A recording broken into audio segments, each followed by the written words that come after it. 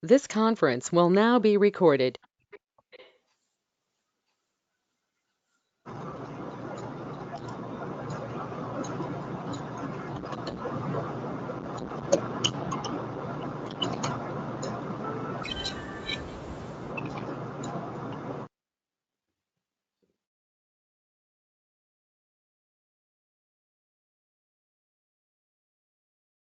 One moment, guys. I'm just trying to pull up the document.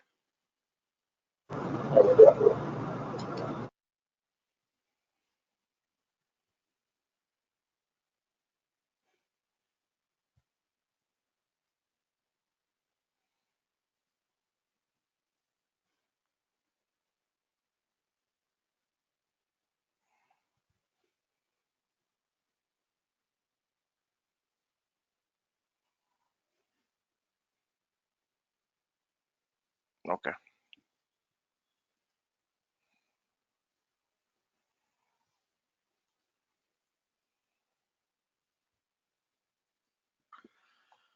So, guys, today we'll be talking about AWS physical infrastructure. This is again to set the context or to understand how AWS infrastructure is set up, okay, and what are the terms that we use to represent the things and all is what we discuss, guys. So I'll also covering some parts of high availability features and how we need to build the infrastructure and all of those things. Okay, let's get started.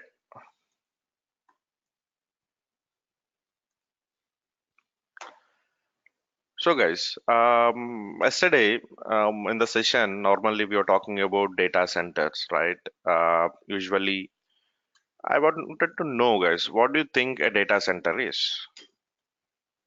Okay, I'll go with the whiteboard session now. So, can someone tell me what do you think a data center is, guys?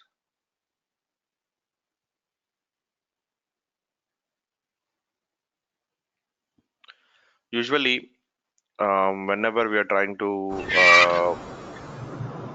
yeah, someone has something to say?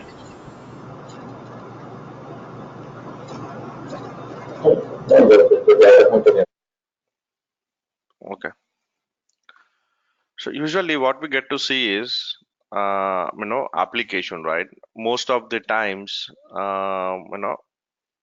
we talk about applications, and what I always believe is everybody in the organization is working towards make sure their application is up and running no matter what. It could be any application, guys. But in order to make sure their application is running 24 by 7 without any interruptions, there is a lot of efforts in the back end, right? Efforts in the sense maybe different teams work together to make sure that their application is up and running. So their application always runs on top of operating system, and then operating system runs on top of a hardware. Okay, this hardware could be anything, like depending on the type of application, the hardware varies, guys. Okay, like the amount of memory, the amount of CPU, the kind of hardware that they are using. So those things will be differentiated based on the type of operating system, type of application that they are using. Okay, and so it's not only one application, and in order to run this application, I may need some web servers. Okay, and I may need some DB servers. I may need some backup servers in order to take the backup. Okay, we may need some network configurations, right? Security, right? In order to maintain the physical infrastructure, we may need power, electricity, space to put your servers, and cooling solutions in order to reduce the heat. That means all of these are actually needed uh, to run your applications, guys. Okay, and we are going to put all of this in a one centralized location, and we call that as what? A data center. That is what we call as a data center, guys. Now, where is this data center now? Where are these data centers situated? Okay, and that's what we are trying to discuss now. Say, Amazon has spread these data centers across the globe, and they are active across the globe. Usually, if you work for some organizations, they might have two data centers. So one data center might be active at any point of time. If this fails, they have the disaster recovery too. So, but in the cloud, that's not the case, guys. So Amazon has divided these things in the form of regions and availability zones. Okay, a region is nothing but a geographic location. Now, example, India, like Mumbai is one of the region,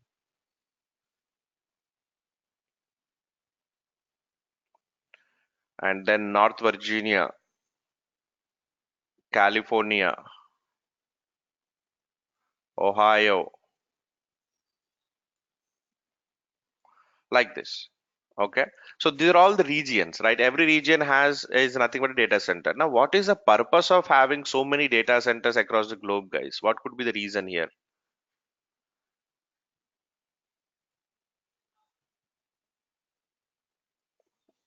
What could be the reason? Is to make sure, let's say suppose I am from India and I wanted to host my applications, I want to use Amazon, then preferably I will use Mumbai data center. I am in and near to North Virginia within US, then maybe I will use North Virginia. I have a Singapore, I may use Singapore. Like I'm nearer to Ohio, maybe I can use Ohio as my data center. What happens with this? Why can't Amazon tell you that, hey, we are based out of US and all our data centers are based out of US? No matter where you are in this globe, you always should connect to my Amazon, I mean, US data centers. What happens in that case, guys? If I am sitting in India and I'm trying to access everyday day-to-day activities and all from and hosting my applications in US and all, what will happen when I'm trying to access them? So there will be a latency. There will be a latency, guys, the delay.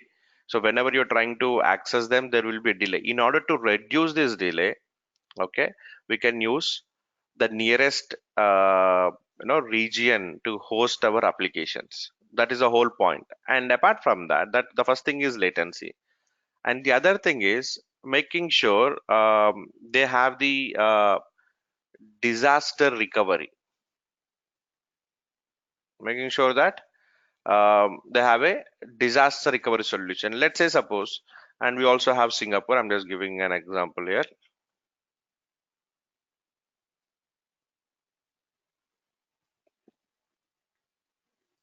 So I'm from India and I've decided to host my applications within India, and I have put my things in Mumbai data region. Everything is running, my application is running. But what if for some reasons Mumbai goes down, guys? So I need to have the DR. So I can use Singapore as a DR solution for me. So I'm out of North Virginia. Maybe I can use California, which is on the West Coast, as a disaster recovery. Maybe my active site is North Virginia, and California is going to be a disaster recovery site. So like this, it's up to you. And recently, there is one more policy came into picture, guys, which is global data something where uh, the data should not leave the country, right? There are certain policies that came up which says that our data, whichever is, let's say I'm based out of India for some reasons, and my data should not leave Indian data center. Okay, there is a global data policy that has came up very recently, and in order to meet up to those things, and moreover, we all know there are different standards like Europe standards, Indian standards, US standards. So these standards are different for different regions, right? So I cannot come into India and apply a US standard. I cannot go to Germany and define a Indian standards or US standards. So we need to meet up to the local government agencies, policies and all, guys, right? So having this so many regions across the globe will help Amazon to meet up all of these requirement global data policy. Okay, like this, guys. So this is what they have set up their infrastructure into. Like now, whatever I'm talking about is the regions only, guys. Any questions here? How many data centers are you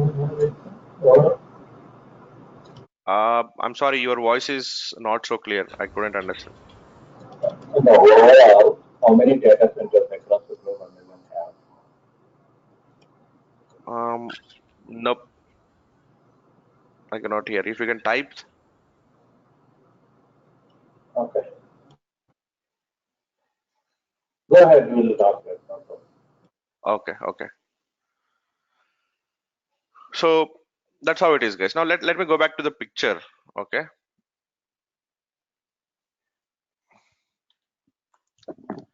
So usually, if you look here, the data center is divided, or the physical infrastructure of Amazon is divided into three major components. One is regions, availability zones, and edge locations, guys. Okay. So let's talk about each of this. AWS regions.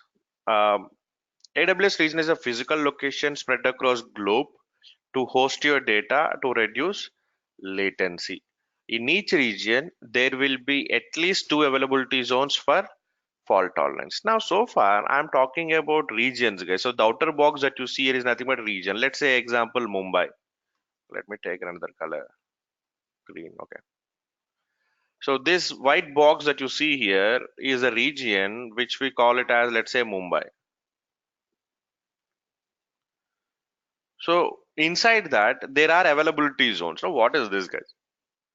So example, if someone tells me, if someone calls me, hey, where are you, Shivana? What will I tell, guys? Or if someone calls you and ask you, hey, where are you? What are you going to tell? Maybe I'll tell like, The location. yeah, come again. The location.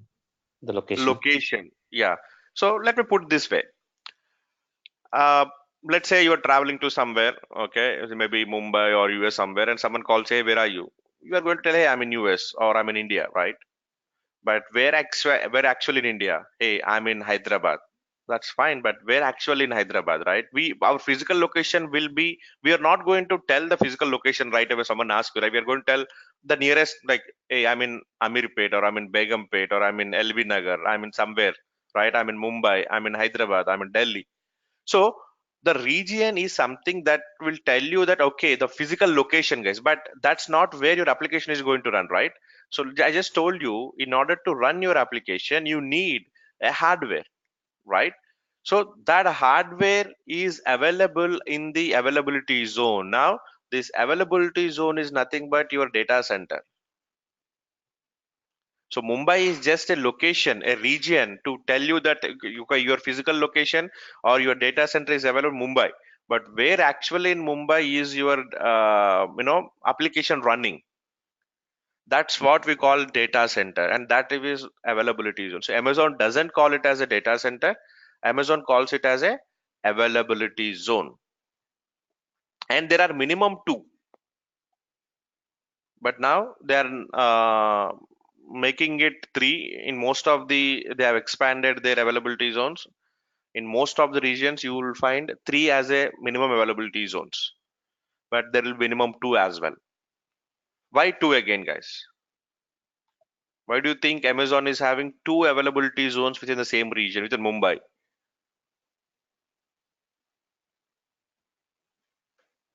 The backup and disaster. Backup and disaster. Okay, let's spend some time on this, guys. Two terms, backup and disaster. It is very important to understand.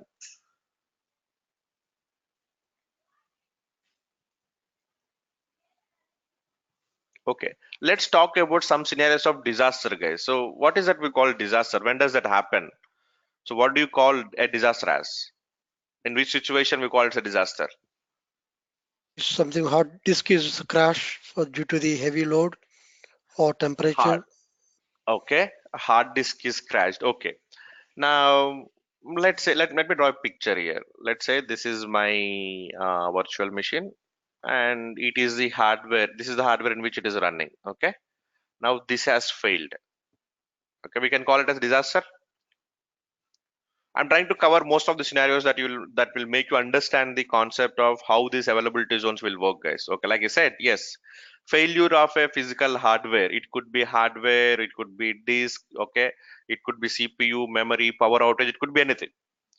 Now, in this case, my physical hardware in which my application is running is failed. What happens in this case, or what do you think it should happen in this case, guys? What should happen in this case? The applications will not be run. It could be Okay, application downtime. application downtime. And do you think if that's a production application, do you think this scenario will help me? Like running only one application will help me, guys? Do you think that's highly available? There might be a frequent backups running on the different disk recovery. So they might be running the parallel servers. No, no. My point is, if you think that it needs an high availability, I need to have second server at least, right? Correct. Now, in this case, if for some reasons, if the first one goes down, okay, I need to have a backup. That means the other is up and running, right? Now, in this case, I would have built an active or at least active passive server so that one will be running at any point of time. If that fails for some reasons, I still have the other to take place. Can I put that way, guys? Yep. Yes, that's how Agree. we build the applications. Now hard disk has failed, no worries, we still have the other thing. Now for some reasons, if this availability zone goes down, then maybe the entire data center where your application is running is down now. In this case, what should happen? What will happen?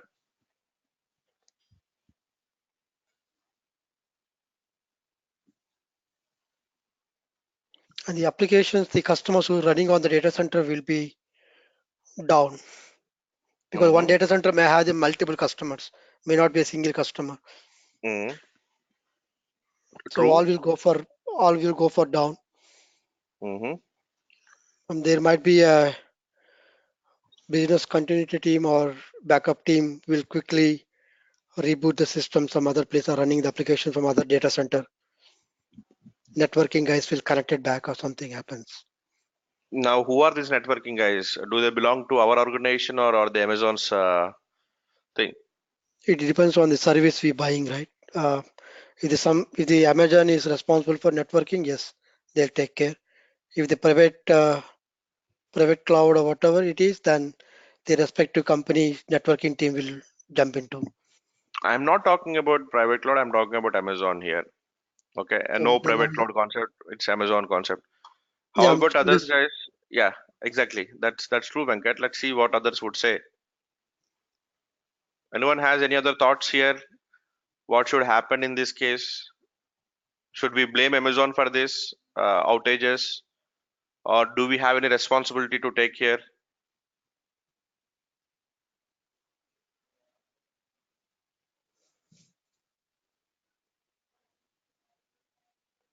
AWS team will be responsible.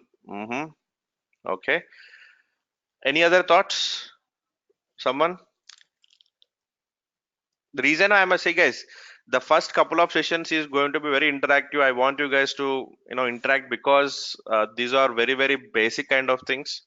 Okay, for those who are from a non-IT background, all be active in answering questions. Okay, put your thoughts, maybe right or wrong. The AWS team will be responsible. Okay, let me put this way. Yes, it's Amazon responsibility to bring up the things because we don't have access to their data centers. Okay, we cannot go and troubleshoot their physical data centers. But you are responsible of running these two applications, right? Your manager has given you a full hand saying that, hey, it's your job to bring these applications, right? Now, they have invested money. Okay, you are the chief architect or CTO, whatever it is, and you build the applications, and it is down now. You cannot just tell that availability zone is down. There are other two availability zones which are not down, right? It's only this down. You cannot just blame Amazon here. So as a Amazon's responsibility, they are giving you multiple availability zones. Why is that they're giving? Which means failure of one available. The first thing that you need to know is failure of one availability zone will not impact the services on the other availability zone. That means if this is down for some reasons, the other two would run normally. Now, any change in the statements that you have put, guys? I'm telling you that my first availability zone is down, but there are two others side by side running without any issues. What should happen in this case?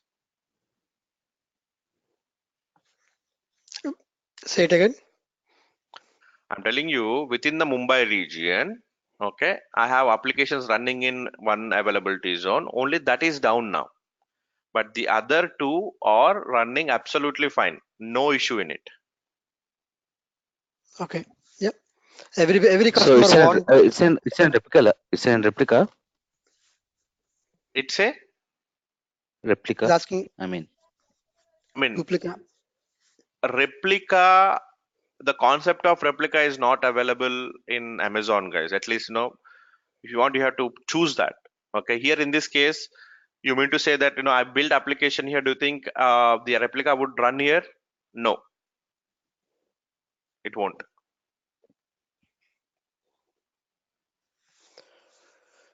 or the same data. Data is also, see, now in this case. Okay, good question. Good answer, by the way. Let me correlate this. Data is replicated. Okay, now like in the very first question when I asked them, they told that there is a disk failure. So during those things, maybe I haven't taken a backup, by the way. A disk has failed, and whose problem is that? It's Amazon's problem. Who has failed the disk, right?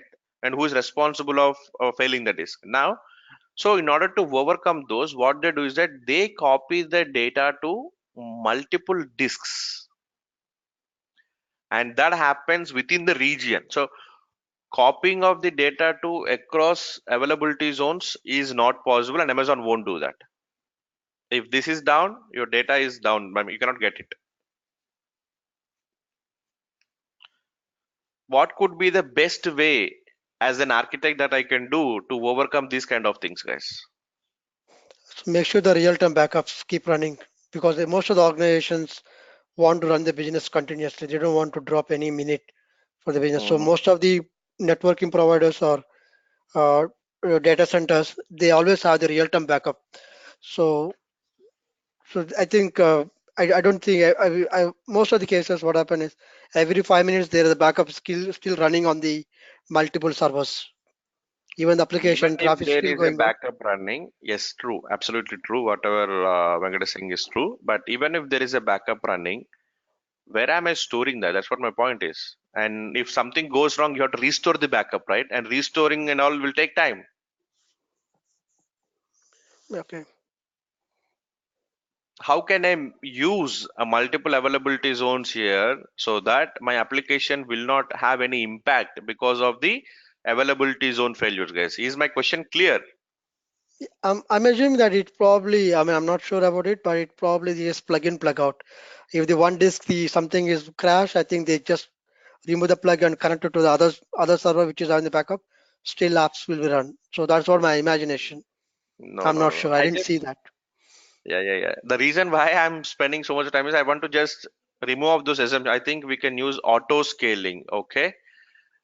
Auto scaling can help you, yes, but that's way too advanced concept, right?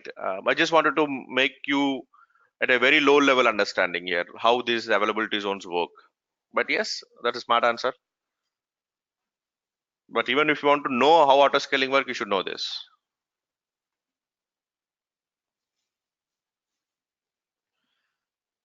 Any more things? Okay,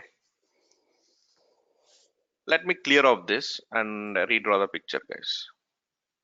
So I told you within a region there are availability zones. First thing, all of these availability zones are active, which means they're functional. You can use all of the three at a time. And one more thing, failure of one availability zone doesn't impact the services in the other because they are completely isolated from each other. Maybe power, electricity, okay, network, all of these are separate for each of these availability zones. Fine. Third, if I am building my application now, let me change the color, green. Say if this is my virtual machine, active virtual machine, and as a backup I am having passive. So the point here is that at any point of time, for some reasons, if there is some application level issue, if the first one goes down, we have the other one up and running. There won't be any issue, so we can troubleshoot the application issue and bring that up. But for some reasons, if this entire availability zone goes down, will my passive be of any help?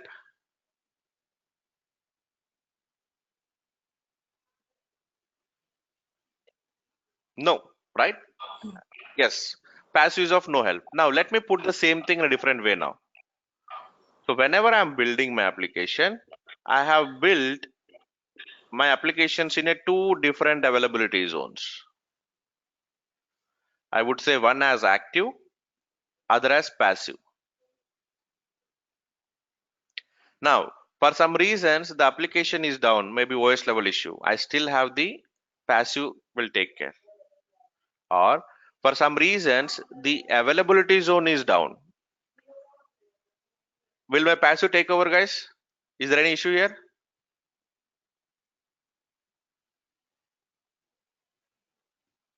I can still, my passive is still up and running, right? And my problem is solved, isn't it? So, as an AWS architect, your job is to make sure you use multiple availability zones so that your infrastructure will run irrespective of failures. Yes, Amazon may take time. It's complete Amazon responsibility to bring up the environment. Maybe they are going to troubleshoot it, and nobody can tell you how much time will that is going to take to fix the issue.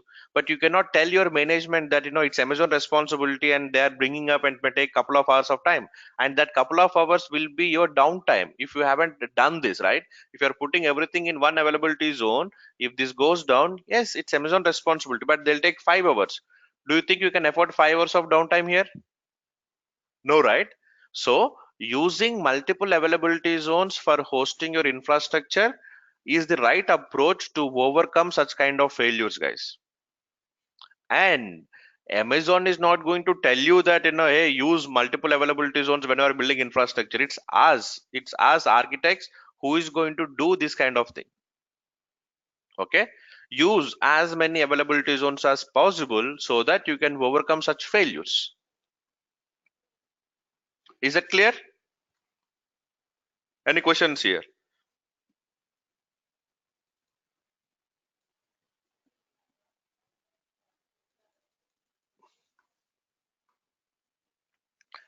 And these are interconnected, which means the communication, they are on high latency, low latency network, which means so the communication between these two, this happens seamlessly. There won't be any delay because they are connected with a huge bandwidth of networks.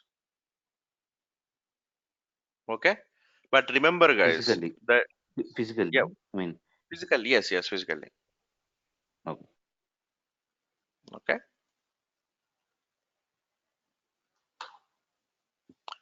Same thing that we discussed now. So AWS is made up of regions which are grouping of independently separated data centers in a specific region known as availability zone. So in other words, just to make you understand, guys, but you should always refer this as availability zones only. Availability zones are nothing but data centers only. Okay. Availability of a regions allows the architect to design applications to conform to specific laws and regulations for a specific part of the world, like I said. So having these data centers across the globe will help Amazon to confirm specific law, land of the law regulations. Like if they're in India, they should follow Indian standards. If they are in Germany, they should follow Germany standards, US standards, like that. For specific parts of the world, when viewing a region in the console, you will always view resources in one region at a time, but they will be across all AZs within the region. So that I'll show you this console thing when we do the account creation and all. Okay. So within the console, now you don't have to do separate logins to get into these consoles and all, guys. Okay. Everything is on the same screen, but you have to move from one region to other region to access the infrastructure. A simple example to show you how they look like, you know, this is a old one, by the way, but it will give you a fair understanding of how it is. See this, the orange one that you see, all that orange one that you see are the well-established availability zones and the regions. Like this one is Mumbai, which has two. This one is Sydney, which has three. Okay, Singapore, which has three availability zones. US sites, and the blue one, the blue circle that you see, are the new one that are coming up. The new data centers that Amazon is planning, guys. This is how they are spread across the globe, like East Coast, West Coast in US.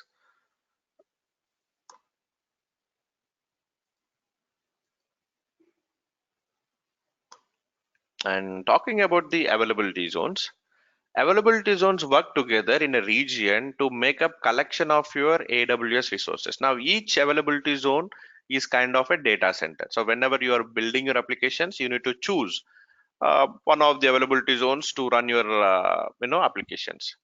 Properly designed applications will utilize multiple availability zones for fault tolerance and failover that we just discussed, right? So making sure you always use multiple regions or multiple availability zones so that failure of one will not impact your services. Okay, there might be some performance issues, but at least, which is better than at least not having the application up at all, right? And availability zones have direct low latency connection between each ASIS in a region, but they are completely isolated from each other.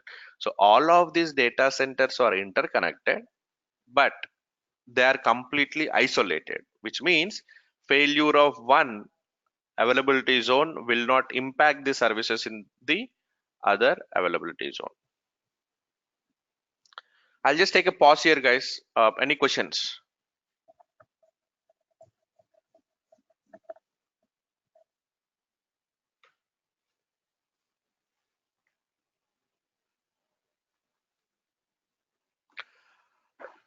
Using multiple zones won't cost more. Yes, it is going to cost you, but it is going to give you availability, right?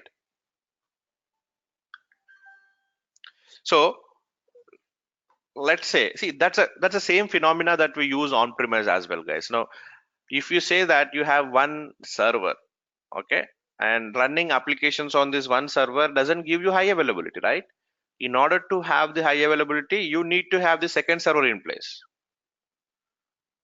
and that's the best practice that we always follow traditionally.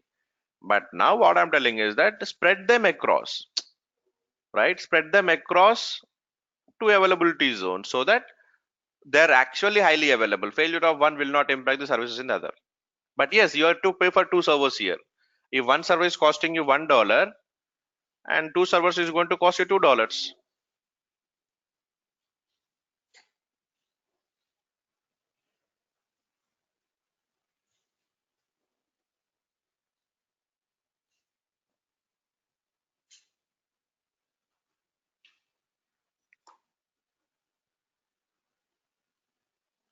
Zones are physically connected, yes.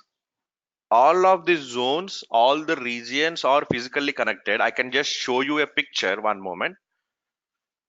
Which Amazon has actually built a new website which illustrates the connectivity that they have, guys, and that's really good.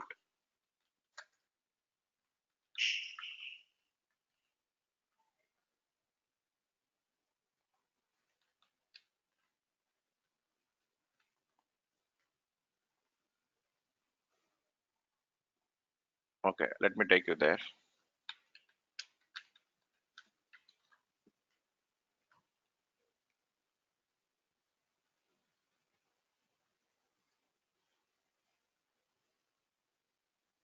An interactive map.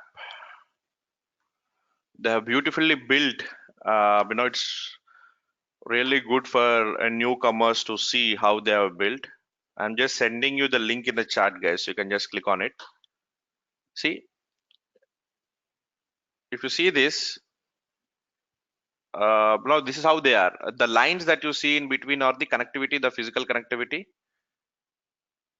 and the whatever you see here are the this thing like Seoul, Osaka, Tokyo, Hong Kong, Singapore. Okay, let me just zoom in. An example here. Like if you see the orange box that you see is the region, Osaka.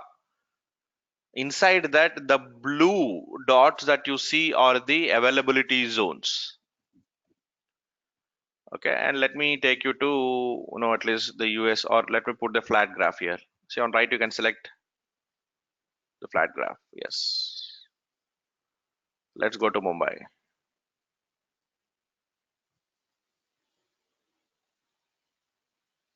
This is Singapore. Mumbai is here. And it is easy to understand, fair understanding. If you see, this is what I cannot go beyond this. Okay. See, this is Mumbai, guys, which is a region, okay, which has 3 availability zones. And what are the availability zones? They tell you everything, like what is what and all. And you see, these blue color dots that you see, right, are the availability zones. The blue color dots that you see are the availability zones. See, they are interconnected with each other. And the pink color dots that you see is nothing but point of presence.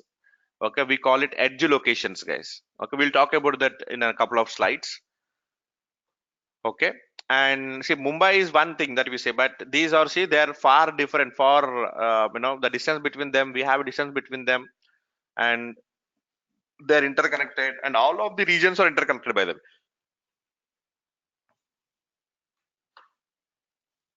Any questions here? So you So can actually, just click. so the Yeah. data, so that data will be the same in the all these regions actually. I mean, No, no. It is only the connectivity. Okay, and how you want the data and all, it's you who is going to decide that. Amazon has got nothing to do. okay, So it's like this, guys. Uh, just to make very precise and to make you understand, they are like supermarket now. Okay, like they give you everything to run your applications, to cook your applications, and what recipe you want, it's you who is going to decide it. Got it? So I log into it, you log into it, you are a different vendor, I'm a different vendor. I'm going to use the same infrastructure that you are using, but my solution may be different. Your solution may be different. They are only responsible of giving the infrastructure to us. How you want your data to be stored, and how you want to data your application to be up and running, how you want that application to be highly available, it's you who is going to decide. Amazon has got nothing to do on that. Clear? yeah, okay. So when you get time, just go back and look into this. But it's very good. They recently developed this website. Okay.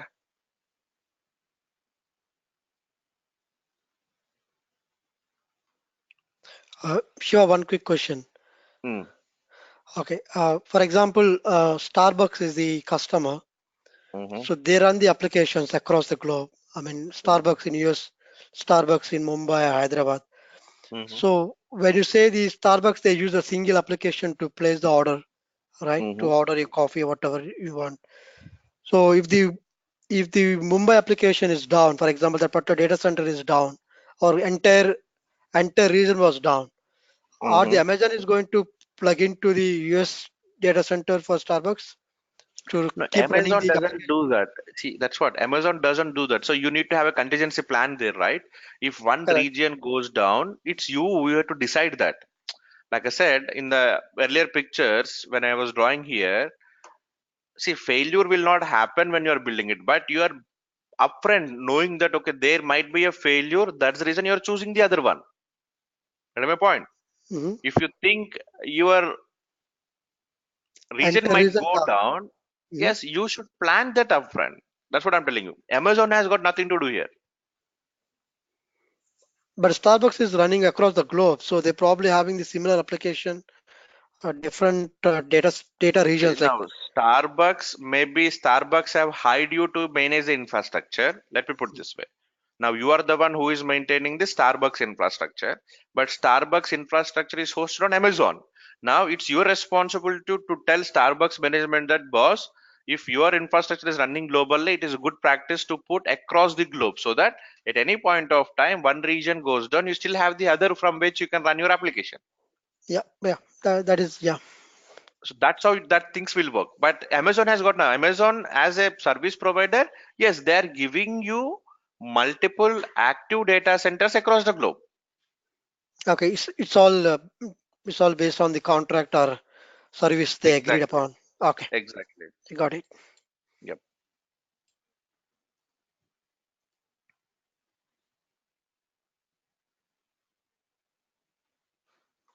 And availability zone has direct low latency connection between each availability zones in a region, but they are completely isolated from each other. We just saw the picture, guys. That's how they are. And one more thing here.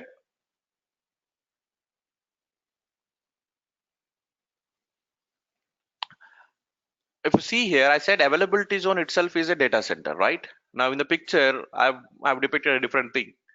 So one availability zone can be combination of multiple data centers, guys. Okay. So in the picture, it says here one availability zone has only one data center. Here it has two. Logically speaking, we are least bothered to look into this, but just to have a fair understanding of how they are built, I'm giving you. Let's say for everything there are best practices. I'm just giving an example here, guys. For everything that we do, there are best practices. Let's imagine running 50,000 servers. I'm just giving a random number here. That's not the true number, by the way. Having 50,000 physical servers in one data center is the best practice. Okay, let's say this. But now my client base is increasing, which means I need more than 50,000 servers here.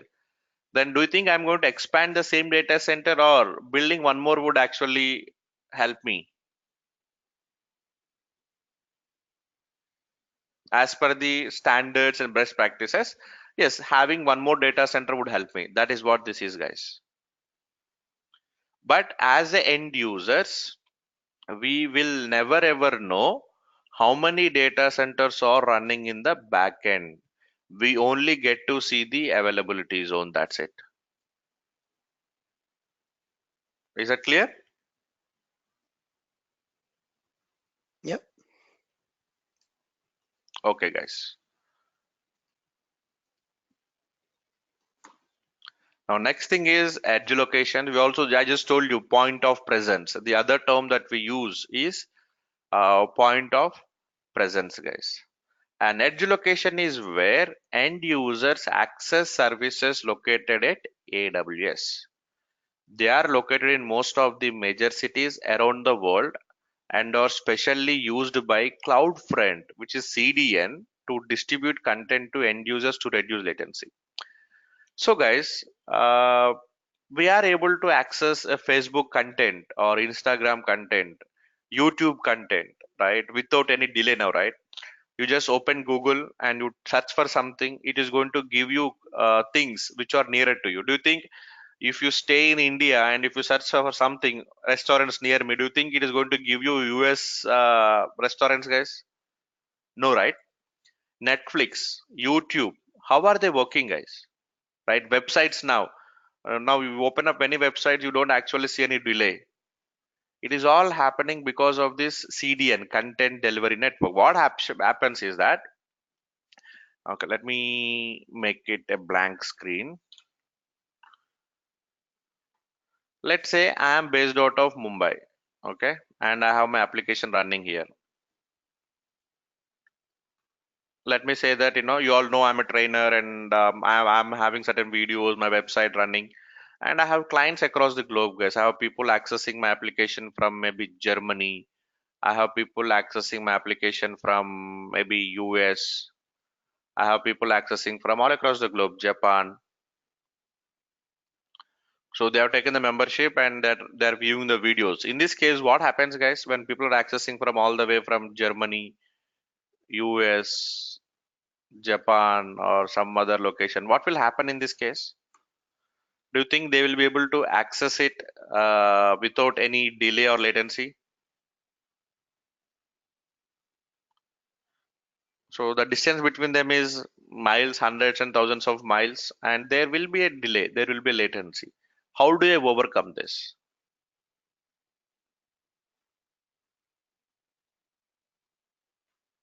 Maybe, building one more data center, like using German regions, maybe using US region, Japan region, Singapore region would help me. Yes, that's the ideal solution. But what happens is that I cannot afford to run. I told you, right? If this one setup is costing me $500 for the entire configurations, it would cost me more, 4 times more the price that I am investing, which I cannot afford. So I don't want this. So the next thing is edge locations. What happens with edge locations is that that's what we call point of presence. So these point of presence are available all across the globe. At least in each region, there are 3 or 4 things available. Okay, these are called as cache sites in a simple term. Cache.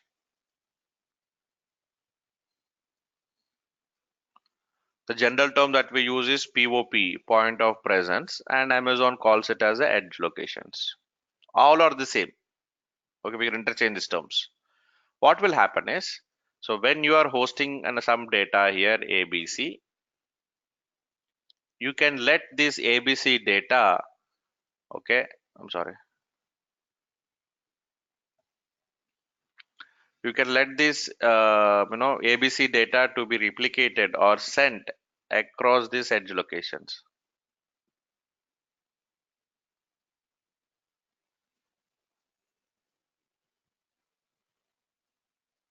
So you mean say there is a local servers?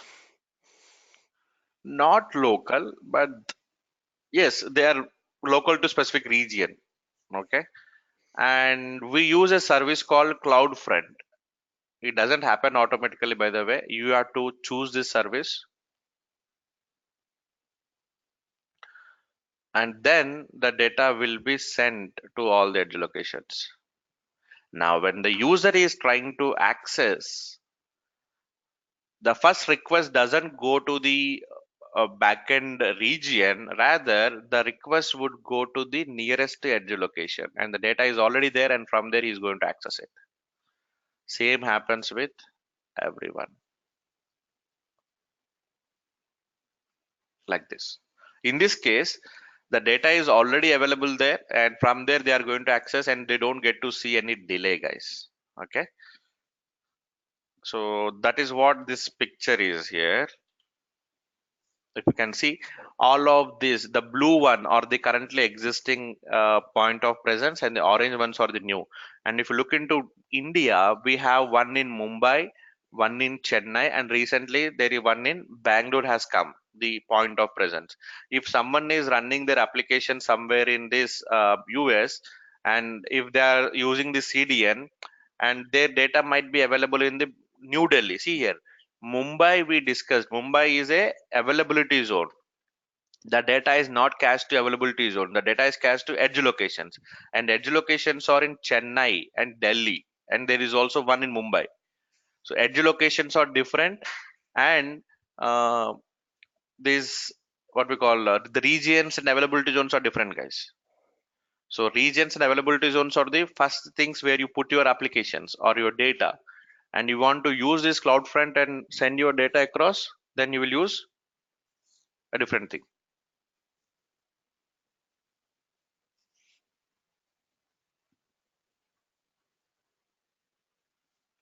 Got it?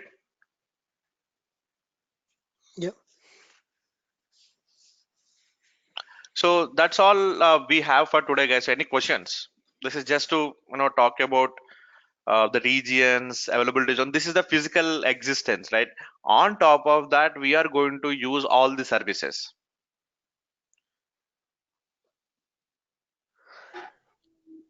Sure. Yeah. So actually, so right now in India there is only three available zones. One available zone. One region and Mumbai, and it has three availability zones, AZs. Okay. So what I'm asking is, okay, so the data is the same in the all the regions, right? Data is there in the In all the regions. okay, not really. Now let's say, I mean, what I'm understanding, if you put your applications in Mumbai, Hmm. okay, and your data is only in Mumbai, Okay. so it is not going to spread across the globe by itself. And if you want to have a copy in the other region, yes, you have to do that manually. So once the region is down, It's down. so the scalability and the reliability.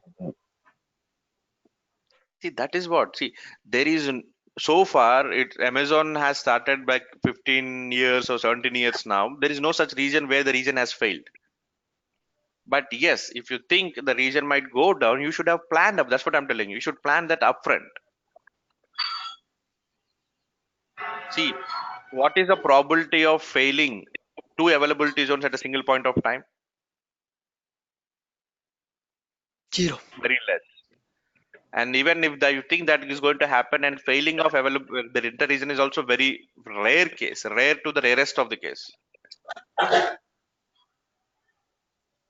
Okay, but yes, in your case, let's take a possibility that you are using only one region and that goes down. Yes, your application is down now. You will have to wait till Amazon brings up the entire region. So if you don't want to do that, you should have planned that upfront, saying that okay, if this goes down, I have a disaster recovery plan available. Then in that case, if this goes down, the other will be taken care of, all the services and all. Got it? Yeah. So I have a question in the chat who says POP also have DC same as availability zones. What is infrastructure change? Yes, they also have the same infrastructure, but they might have more memory, more computing power available because they are only for caching, right? But yes, it's same as your availability zones only.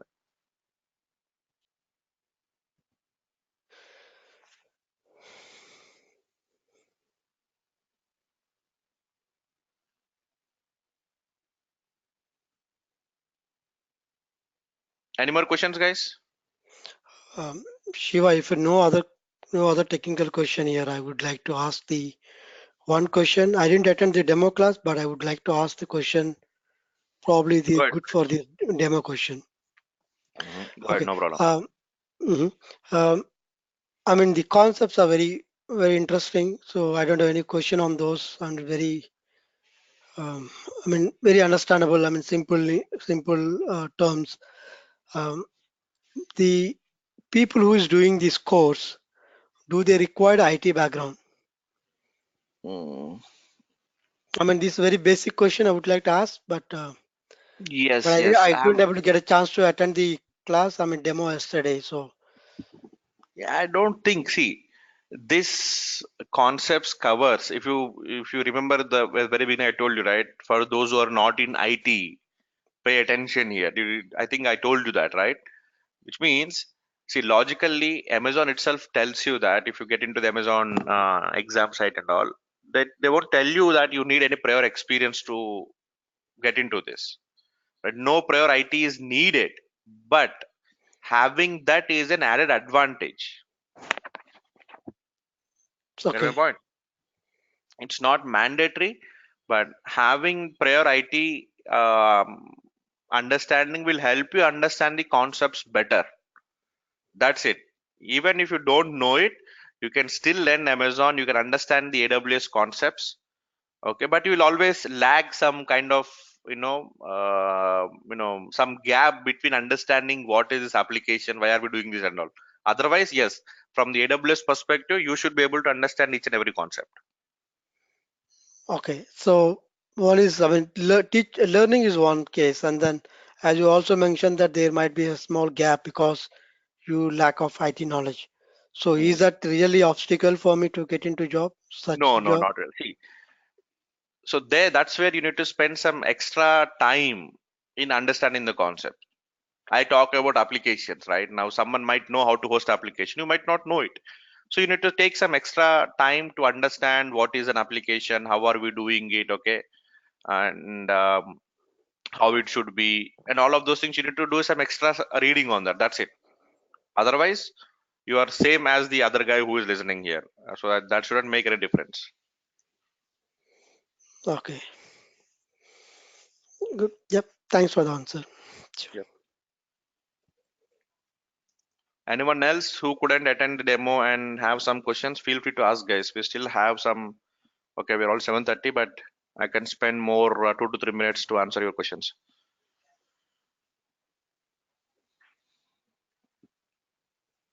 If no questions, anyone has any question?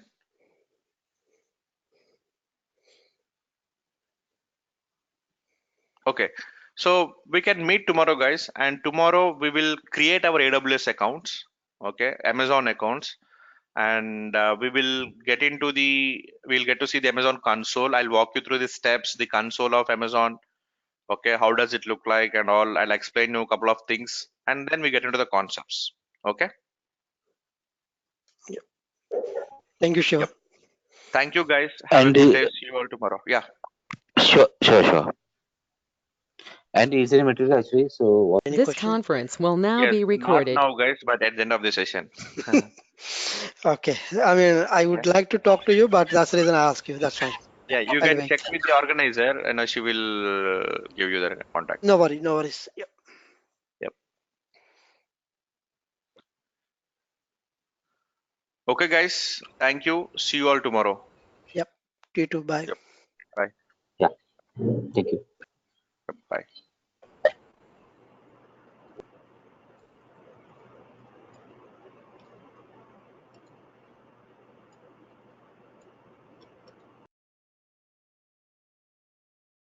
This conference will now be recorded.